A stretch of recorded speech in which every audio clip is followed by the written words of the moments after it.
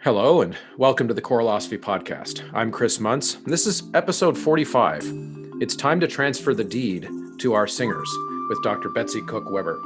Dr. Weber, in my mind, is one of the legends of the choral profession due to the contribution of her body of work over many years and at all levels of teaching, which I think is amazing. I find the combination of her high-level music making, along with her experience in classrooms with young kids and everything in between, all the way up to 80-year-old singers, just to be a fascinating model to which we could all aspire. I can't think of a better person to guide us through our thinking about concepts related to ownership and professionalism within our ensembles. When we all work with singers from such a wide range in our daily lives, could we establish a definition or some kind of set of principles that's guiding and uniting in how we think of this as a profession? Is it possible for us to, as conductors, to let go of some of the control? What would that look like? Could some of our choirs actually improve by us getting out of the way? How would our egos, our fragile conductor egos, handle that? In this refreshing episode, Dr. Weber and I tackle these and many more questions. So stick around. Before we get there, exciting news. The convention in Atlanta, Choralosophy Con 2021, is officially April 9 through 11 in Atlanta at the Four Points Marriott by the airport there in Atlanta. I've already got my hotel room reserved. We've got Ryan Main coming to give sessions. We've got Jacqueline Johnson is going to do choral yoga and mindfulness. We've got session leaders being added all the time. This is going to be a convention unlike anything you've experienced before. It is in person. We will be recording podcasts while we're there. We are going to be getting rid of the old concept or the tried concept of a convention where you walk in and you simply pick up a handout and you sit down and shut up while the smart person talks. This is not going to be that kind of a convention. We're going to have session leaders, but the idea will be that we all come in knowing we're going to have a conversation about a thing. And then we're all going to talk about that thing. And we're going to be recording some of it. We're going to be broadcasting some of it, but we're also going to just be sitting down and talking, which is kind of the whole point of this model. We can't do the big conventions in person right now because of the size and because of the all kinds of COVID uncertainties. This convention is going to be capped at 60 people. So we're going to be signing up. You can sign up now. That is You can sign up now by clicking over onto Facebook on the ChoralosophyCon 2021 group, but there is also now a site on my website, and that's choralosophy.com/choralosophy-con. Really quite easy to get there, and it will also be in the show notes of this episode. Okay, I would be remiss to not thank the producers from the Patreon page for this show. This show has a producer level on its Patreon. You can get in the door over there and get those once a month behind the scenes private podcast feed episodes, just as well as some materials that I might have created for some of the episodes in the past, some behind the scenes information on the show as well, plus kind of an off social media way to chat about some of the things that go on the show. It's a great thing over there. Plus, there is a producer level. The show is produced on patreon.com/choralosophy by Ulrika Igrain Munoz Alarcon, Michael Herron, David Kowalczyk, James Mock, Kyle Peterson, Ryan Main, and Steve and Kathy Kakachik. A brief note, my mother-in-law is Kathy Kakachik. She recently passed away. We miss you, Kathy. Thank you so much for your continued support, and you'll never stop being a part of this show.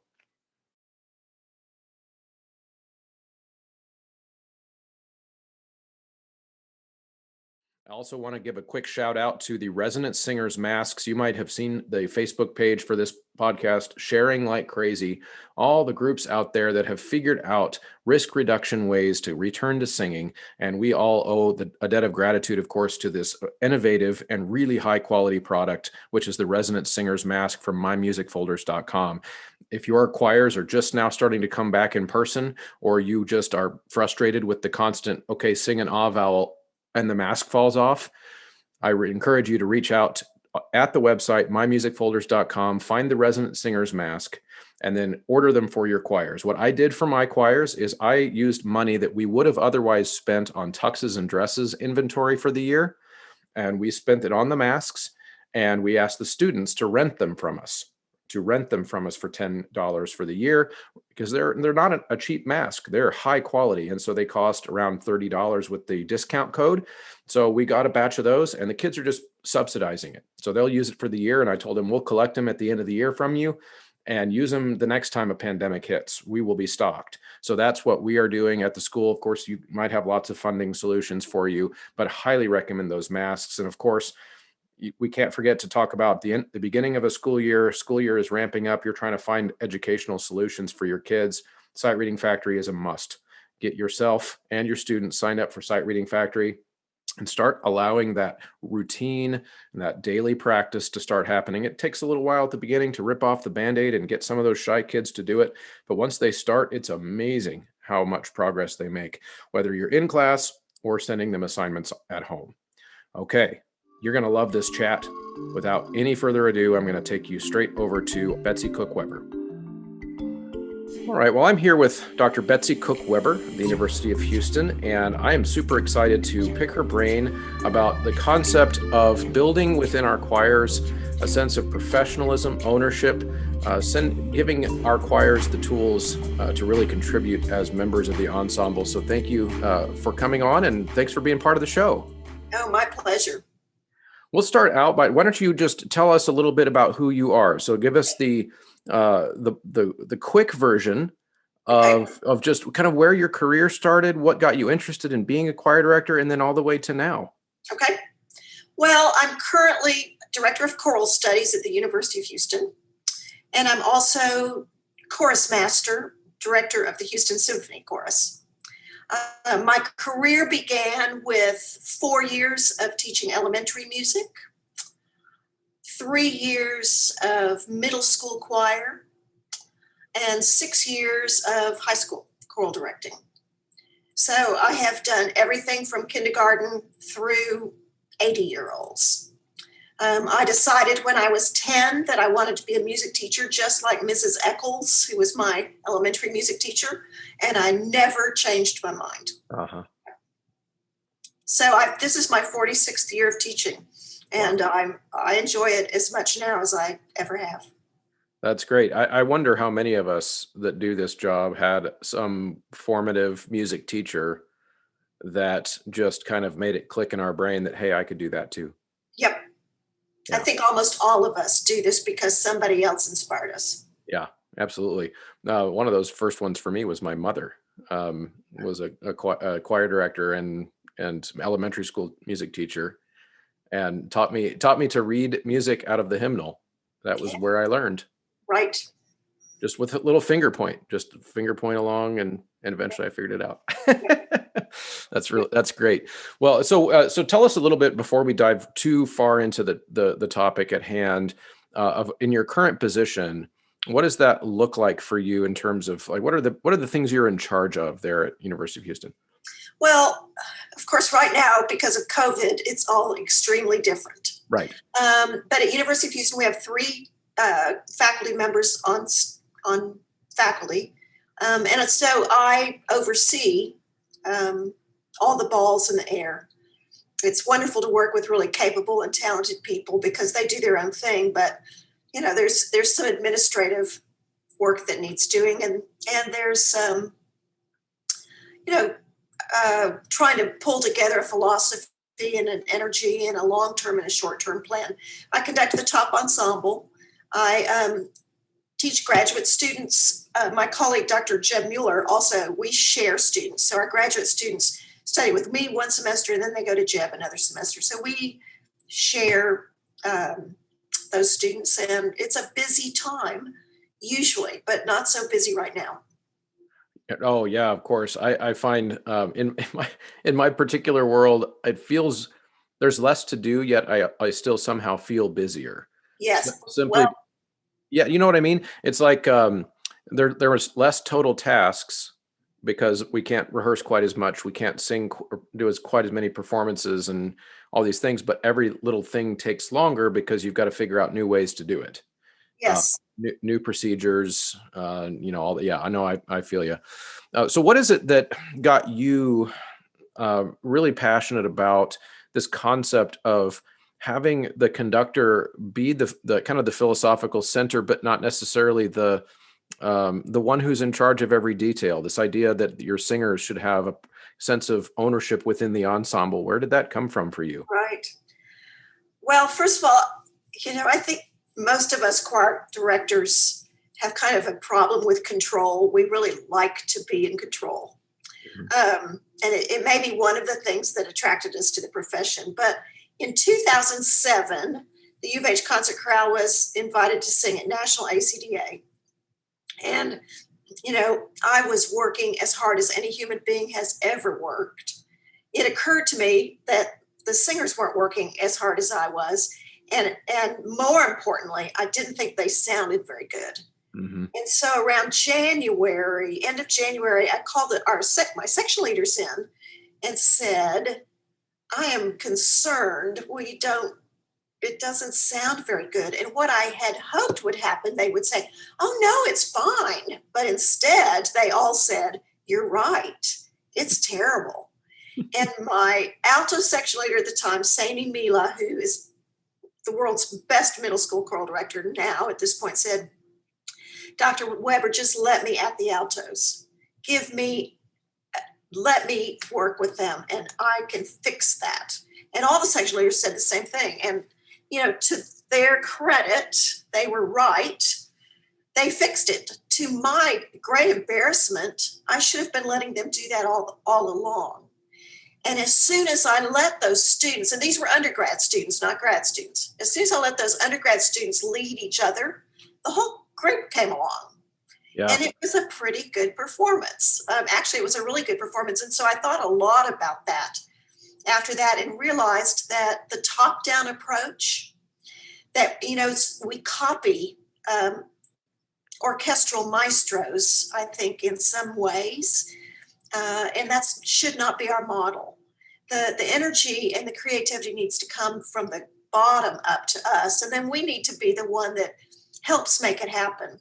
Hmm. So I've worked really hard to make that our tradition since 2007, and it really has worked. So the students, I try to let them do everything.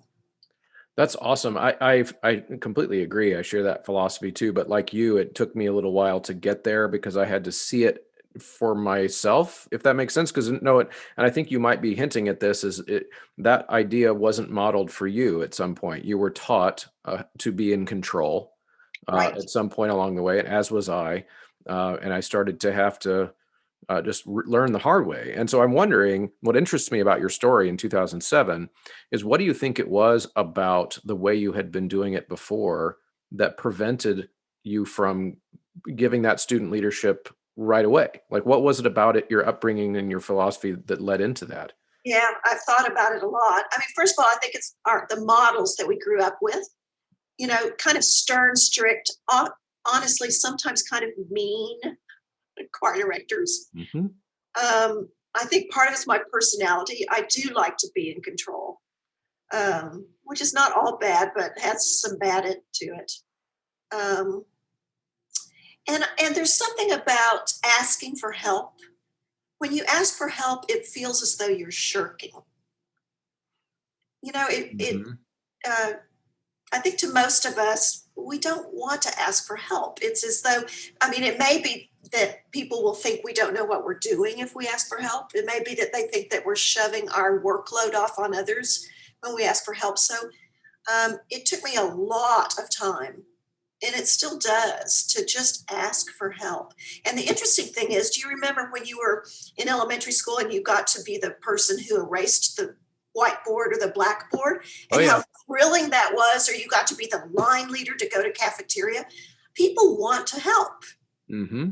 They want to feel as though they own the ensemble. Right.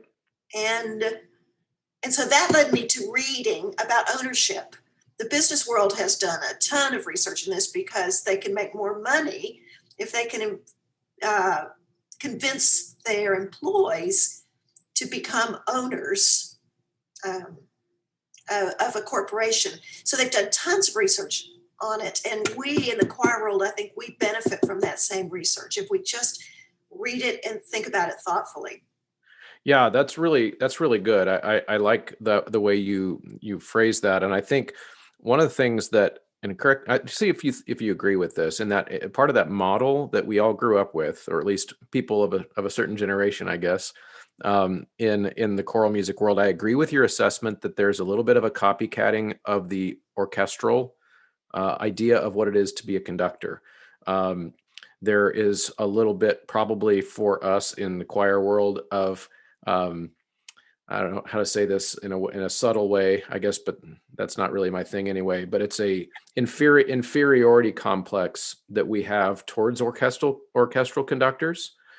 We see ourselves as not quite as fancy as them, and so as in our way of emulate, we can show that we are just as hard nosed, and we're just as precision oriented, and we're just as much of a musician as they are. I think that's part of the psychosis.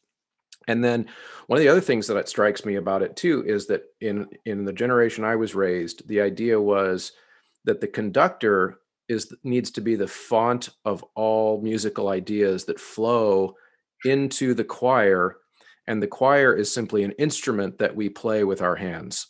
Right. Does that like seem familiar to you? Absolutely. Yeah, yeah, and so what I think for me, one of the transitional moments was when I was, maybe 7 or 8 years ago, and I started really buying into this idea, was that I started to ask myself, if the choir sounds great when we go on stage, do I really care if every idea that came into that performance was mine, or do I care if the choir sounds great? Because those can be mutually exclusive. So yeah, and so do you. So that was a little bit of a rant, but what I'm wondering is when you involve your students now, when you engage your students now in this kind of leadership ownership role, what types of musical decisions do you allow them to contribute and that might even survive into a performance? Well, I issue pretty heavily edited scores Mhm. before the first rehearsal. We don't ever start a rehearsal without a fully marked score, and the score markings come from me. Okay. So a lot of the interpretive, that's just because it's efficient, and I'm Hmm. trying to teach them, the professionalism of reading and copying the markings and doing all that. So a lot of the editing, of course, is our artistic decisions that one makes. But within that, I will accidentally omit things, or I'll change my mind about something. And I mean, I can think of about 5 times yesterday. We are finally singing in groups of 16 with masks and distanced. It's so thrilling. And I can think of at least half a dozen times when I threw out to the singers, what vowel do you want here? Do you want tall I? Do we want a schwa? Um, I put an eighth rest there, but what do you all think? Do you think maybe we should carry instead? And so there's a lot of that. And we talk about tempo a lot as a group. Um, so um, we also do tons of sectional work. And I encourage the sections when they go out to consider other musical ideas and to come back and say, as a group, we just preferred to do it this way. So I try to toss the ball in their court as much as possible. They also do a lot of repertoire hunting for us. Oh, that's good. Yeah. Yeah. In fact, this afternoon we had a session where everybody had to submit 5 um, scores or recordings, and we listened to them to pick out music for the first concert in the spring. Yeah, that's really great. I think when singers get a chance to not only select or suggest a piece every once in a while, I know you're at the university level, I'm at the high school level, but even at the high school level, by allowing them to know that if they become big enough choral lit nerds and they suggest something to me that I haven't heard before, we might actually sing it because I'm respecting that they're going out listening and devouring this art form that I'm trying to expose them to. So that's a really cool thing. So you've got the scores coming out to them marked, which is that makes total sense. I totally get that. But I would say that even within that framework, like you said, there is a ton of room for artistic decisions to happen. One of the things I like to do is in a rehearsal, we might be singing it the way I'd ask them to mark it. But what I notice is that the singers kind of instinctually keep doing something else. Yes. At which point, I will say, okay, so I asked you to mark this, but you keep doing this. So let's talk about that. Let's talk about which one is better. And once they figure out that the answer sometimes might be that your way was better. And there might have been a reason that you were instinctually singing it that way. Maybe it felt more natural in the voice. Maybe it felt like more of a natural phrase, and I was just getting in the way. Now, oftentimes I win, but as long as they know that sometimes they'll win, then they do feel like they're part of that team, Right. which is really important. So, what are some other thoughts that you might have about how we got to this point as a profession where we're passing the baton to our singers to make more and more decisions, to hold more and more ownership in the rehearsal was so hard? What are some of our pitfalls? What do we do wrong that leads us to this? Well,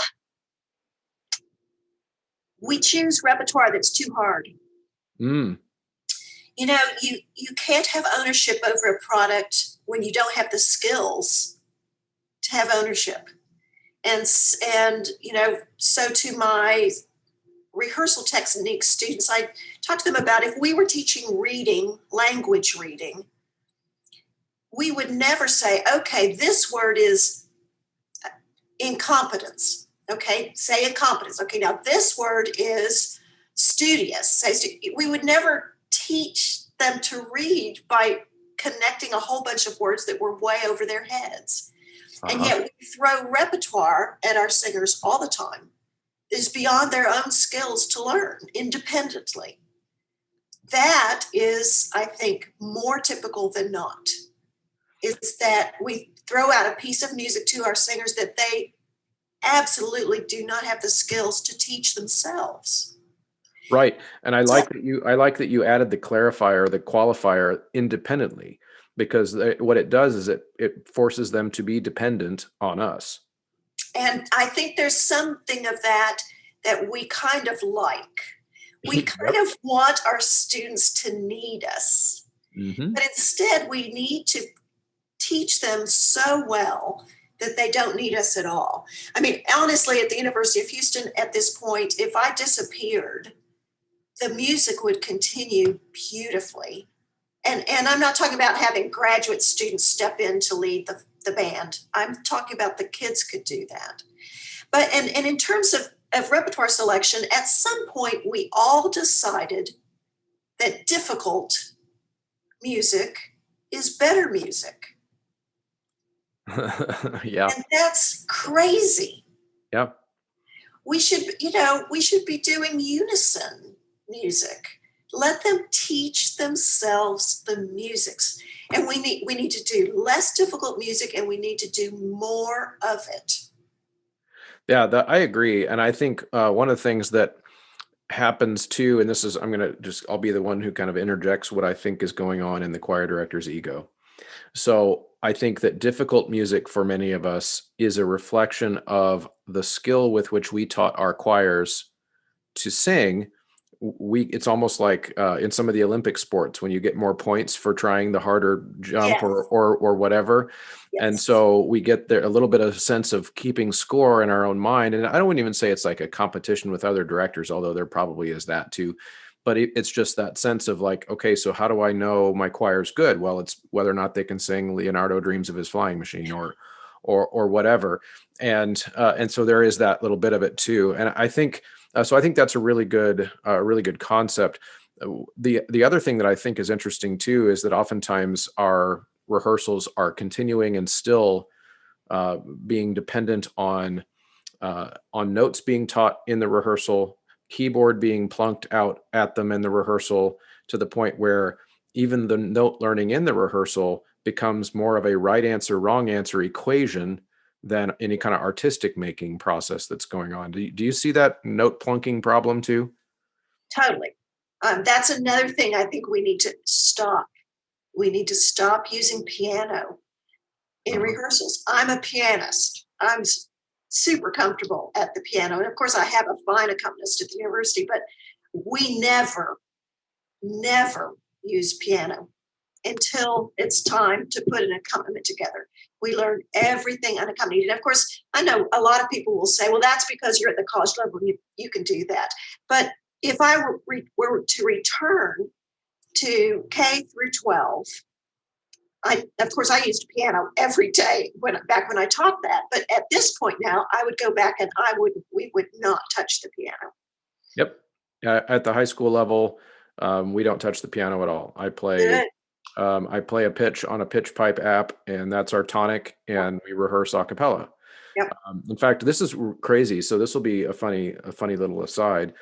On this show, I have done episodes so controversial about race and social justice and whether or not we should be singing during COVID and all kinds of things that should be super controversial. But the most guff I ever got after rehearsal or after an episode was doing an episode where I told people in over 45 minutes why they should never play notes for their kids.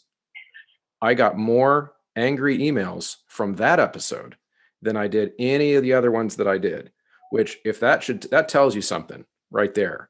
That we are attached to that, because I think what happens is a lot of times directors don't feel the confidence in themselves to lead an a cappella rehearsal. Is that something you work with your students and graduate students on, that concept?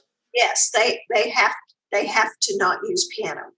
Which, if they're a singer, they're just fine with that. If they're a pianist, of course, they're uncomfortable with that. But it just gets back to so do easier music. Mm-hmm. Yeah, and eventually your ear as the conductor will also get better over time, and you will be able to lead an a cappella rehearsal with harder music. But you've got to build that skill. Yeah, and when you're running a rehearsal with a piano, and you have to wait for the pianist to play, something so the tenors could sing, and then you wait, and then the pianist plays it for the altos. It's just stultifying. And it teaches all those singers to sit and drink, make out their grocery list while the tenors are having their part plunked out. It absolutely negates the concept of being a proactive, independent, sticking with the task throughout the whole rehearsal. I mean, it just negates all of that as soon as you bring a pianist in to do it for them.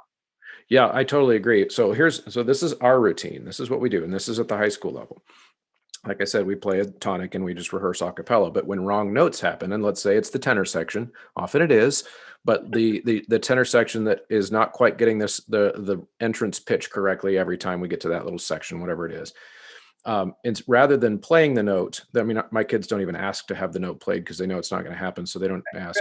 That faded out years ago.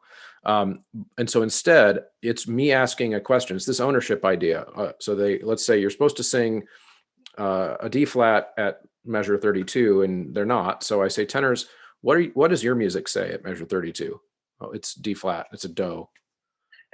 Okay, so what are you singing? T.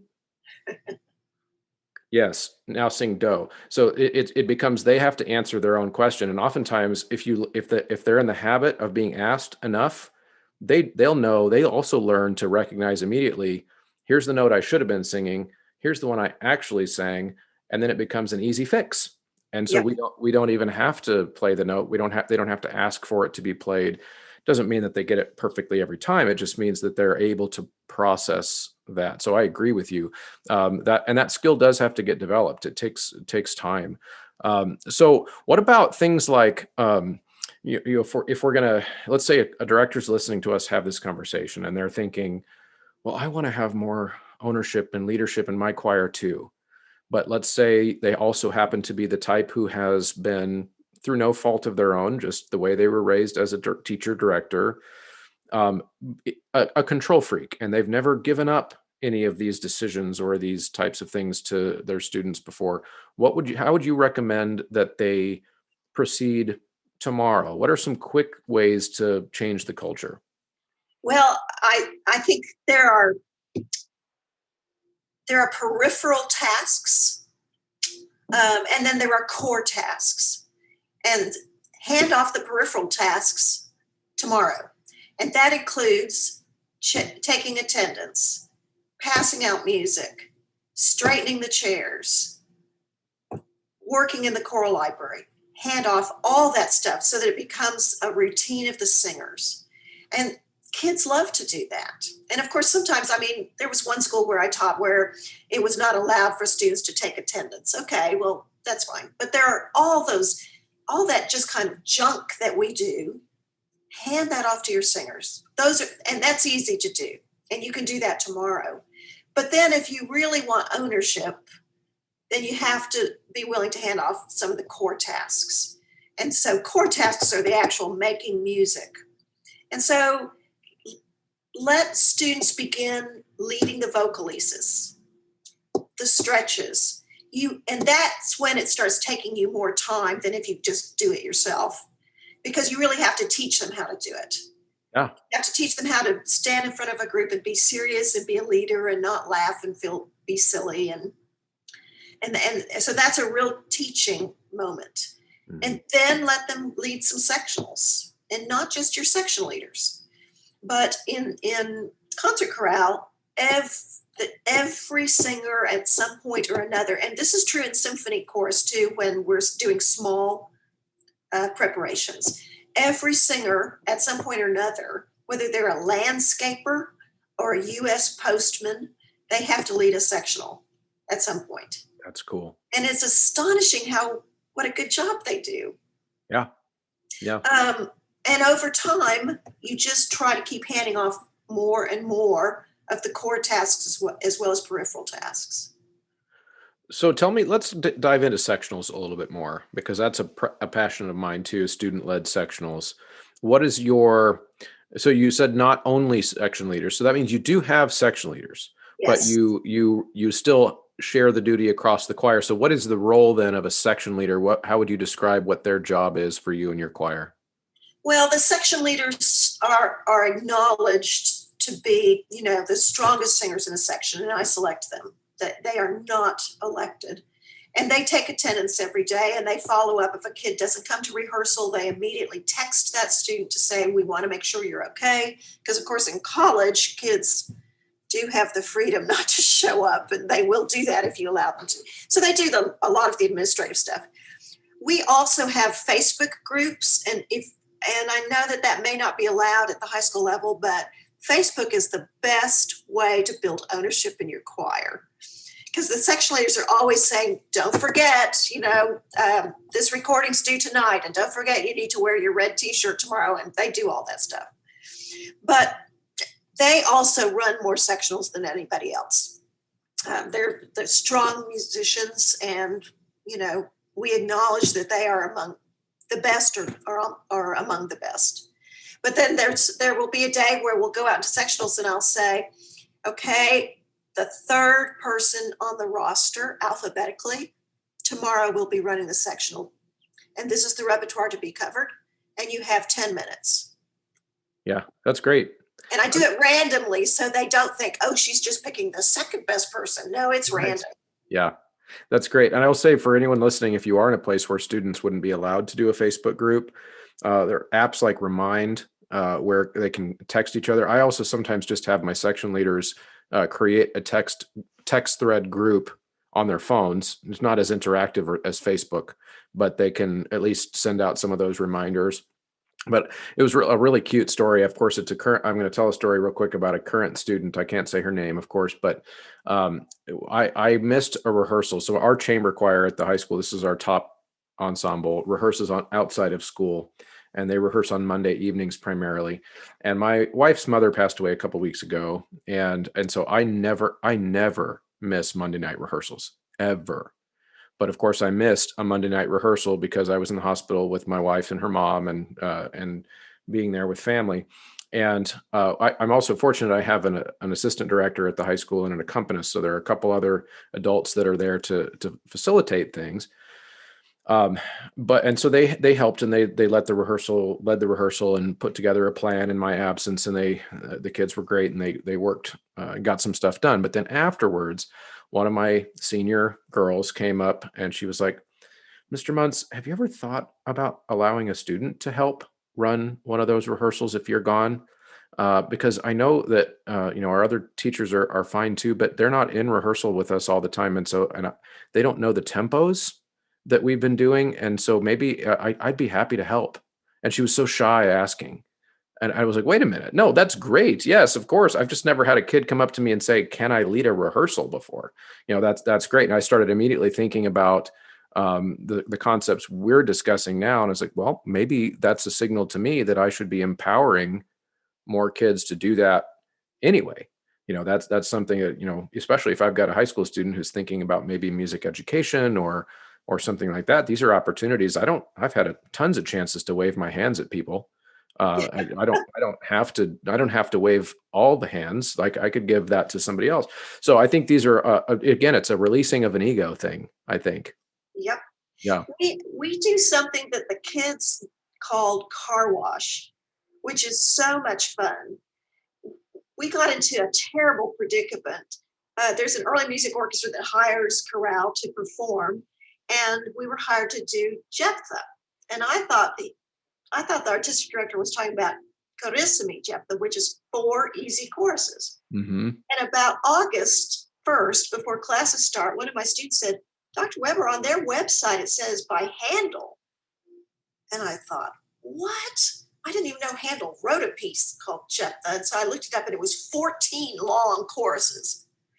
And we were scheduled to perform it like 1st of October. So we were doing some concerts out in the countryside outside of Houston, and I called a church and said, "Do you have," and we had a big hole in the schedule, a whole afternoon off.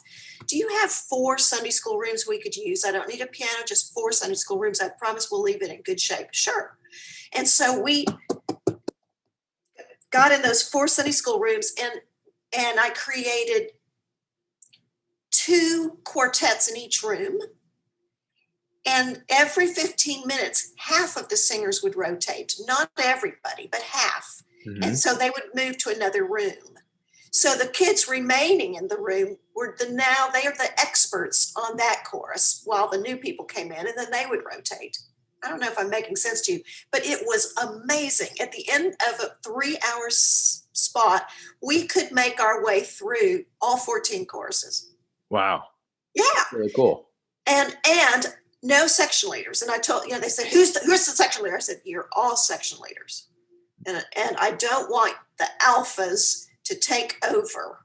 And they Hmm. all knew what I meant. There's certain personalities that are just going to take over. I Right. said, "I want this to be everybody leading." Right. So we do, and we call it car wash because, when you go through a car wash, first you get vacuumed, then you get rinsed, then you get soaped. So you go through, and anyway, we do car wash all the time. That's really cool.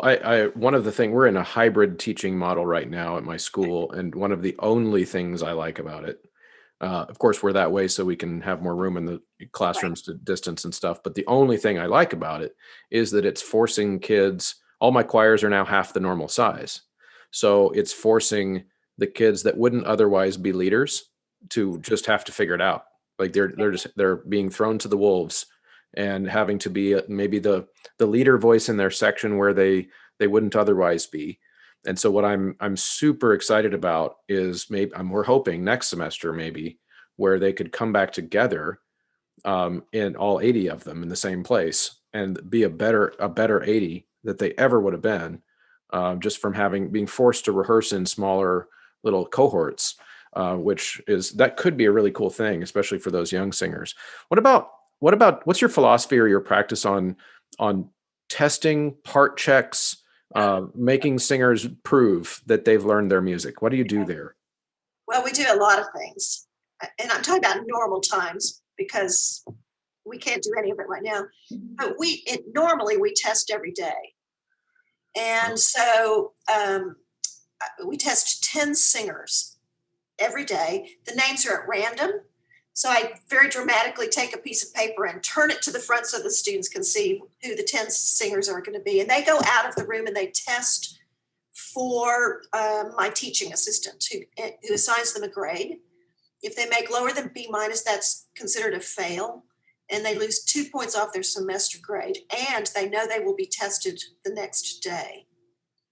Wow. We record the test so that if the student feels that he was unfairly graded, I can go back and listen. That has turned our choir around. The students get a month of testing passages ahead of time, so they know what will be tested on October 12th, and there are no surprises. And I select passages that they will be successful on. I test for success. Even on the top choir of a pretty good college choir, I don't sock it to them in terms of something that's just ridiculously hard. We kind of work that out ourselves in rehearsal.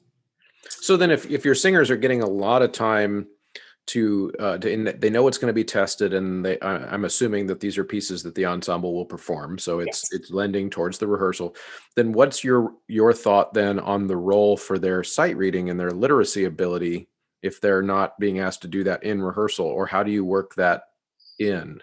Well,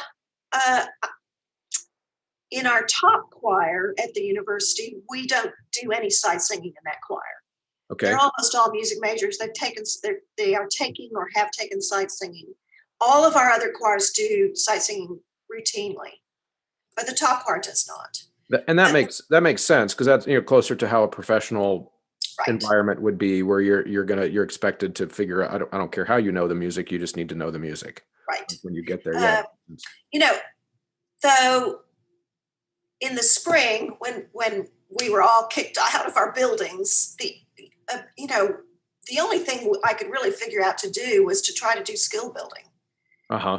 So we did sight reading factory with every choir for days.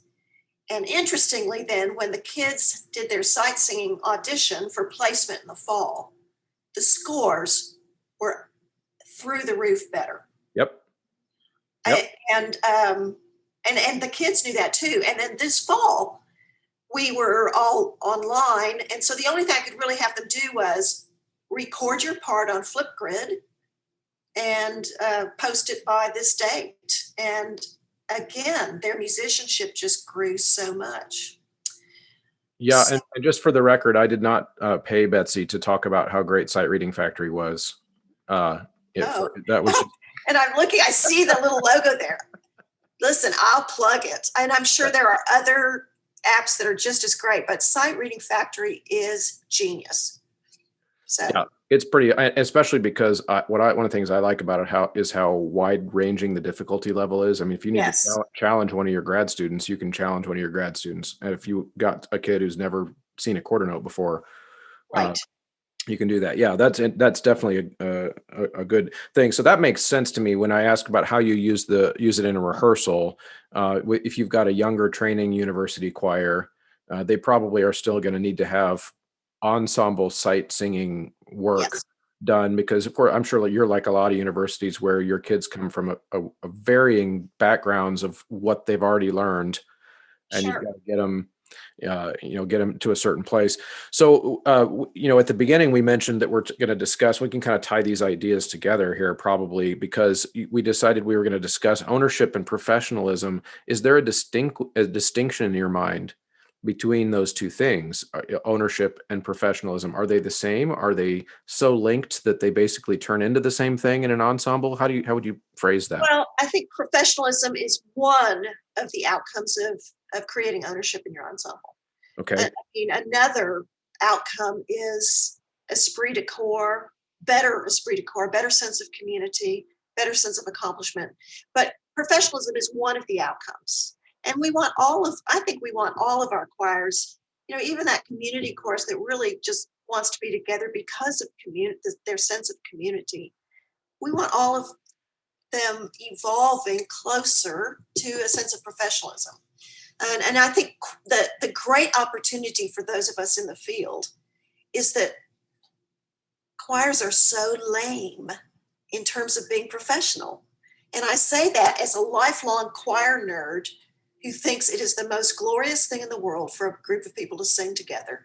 But when you think about the way we teach music and get music into a place where it can be performed on a stage, it's just so inefficient, and it compares so unfavorably to our colleagues in good bands and orchestras. Mm. And I think a big part of that is building this ownership where the singers know I'm the one who has to figure this out. They are not going to play this on the piano for me. Mm-hmm. So, yeah, I think there is a it's almost like a law of diminishing returns going on when we are thinking about why that might be true in a vocal setting, where it can't be true in an instrumental setting. There's a certain amount of buy-in, and so I'm going to think about this economically, but also psychologically. If you grew up playing an instrument, that means someone in your life made a financial investment in you being able to even have an instrument. There probably was at some point in your background somebody saying, you must do this. I spent $5,000 on this instrument. You will practice, whatever. Singers don't grow up with that in almost any case because our instruments are free. So we might grow up possibly with a little bit of taking for granted ourself as an instrument. And so that's part of it, I think. And then the other part of it could be that we have this idea that because we all have a voice, that we can all sing, and at which point, which we can, but I think that could lead to us taking for granted the fact that we are musicians on the same caliber. As a instrumentalist, we always get so frustrated as singers when we hear things like musicians and singers, but then we contribute probably to some of that stereotype by not approaching our art form in a professional way. What are some things that you see sometimes that lead you to think that we might need to catch up? First of all, it must be said that the skill of sight singing music is more difficult than sight playing music. We don't have buttons to push. Yep. And everything is audiated, and I think it's a more difficult skill. So I'll give us that. But things I have sat in on rehearsals of fine professional choirs that every person here has heard of, and watched them at a rehearsal wrestle with pitches and rhythms. That would never happen in an orchestra. Yeah. The expectation, even at the highest choral level, is still not that people really come in prepared. We like to say that it is. Yes. And then not enforce it. Yes. Yeah. Yeah. I think that's true. And I think that's partly because we, like I said, some of the taking for granted of our instrument, it'll still be there tomorrow. I'll have it next week too. And I had it last week, and it's just always there. And so there's a little bit of I can get to it later, kind of a sense, possibly.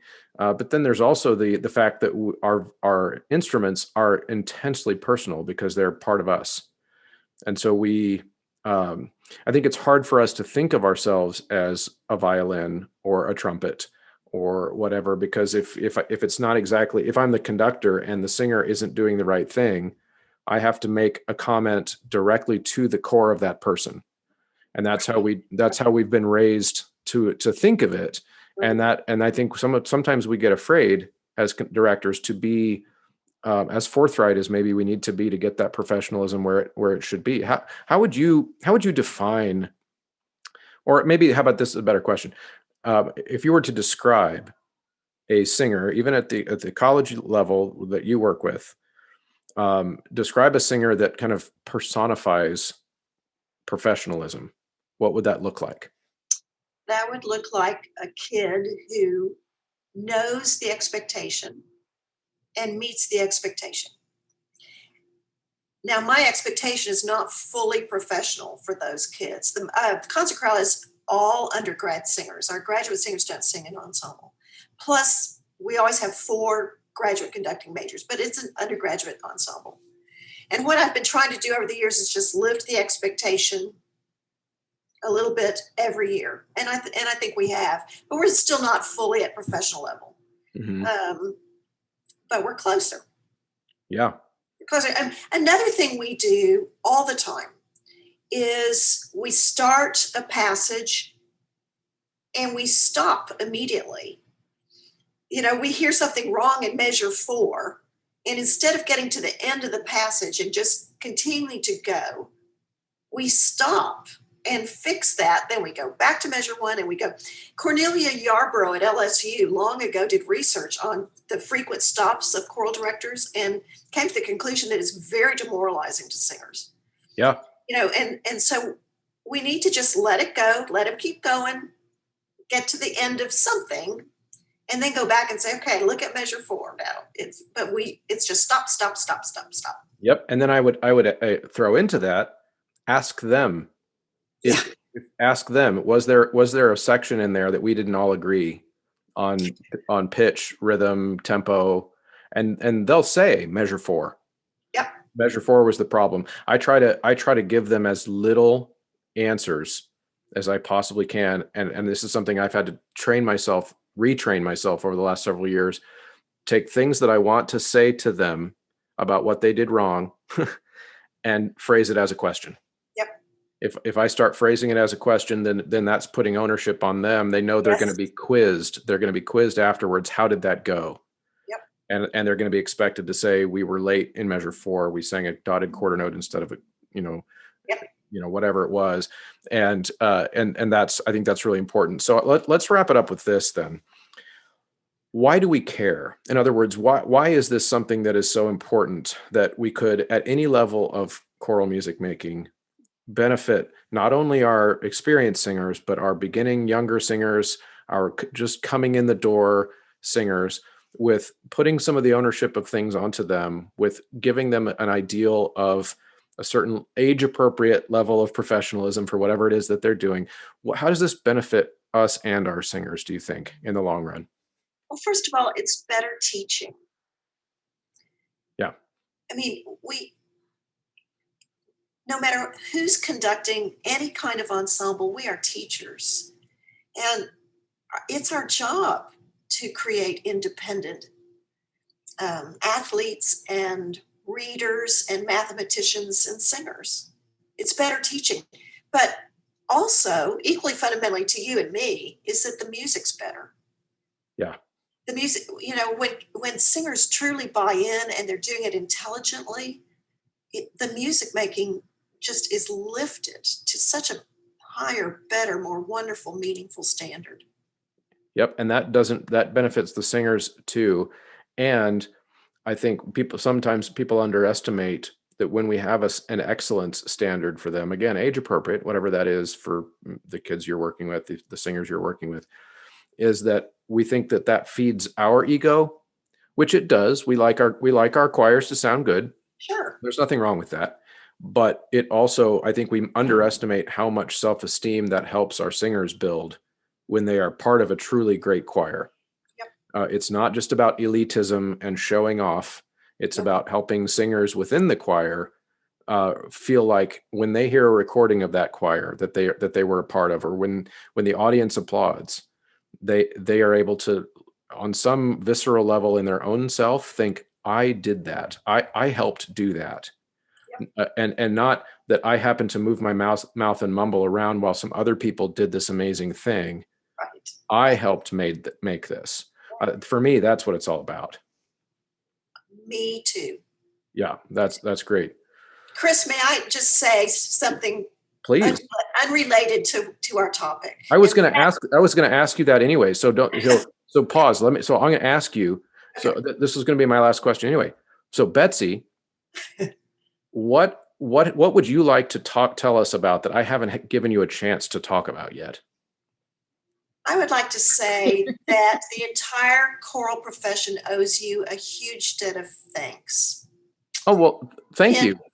In the spring, our professional organizations held a webinar that absolutely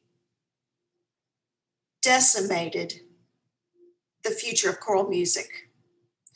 It kind of did. And had you not come through, you, Chris Muntz, you are the person who stepped forward and said, wait a minute, let's talk about this a little bit more. And you brought in an epidemiologist, and suddenly it didn't seem so grim. And Chris, I thank you for that. Well, I really appreciate that, Betsy. That is very nice for you to say that. I think that I've been doing this show now for a year and a half.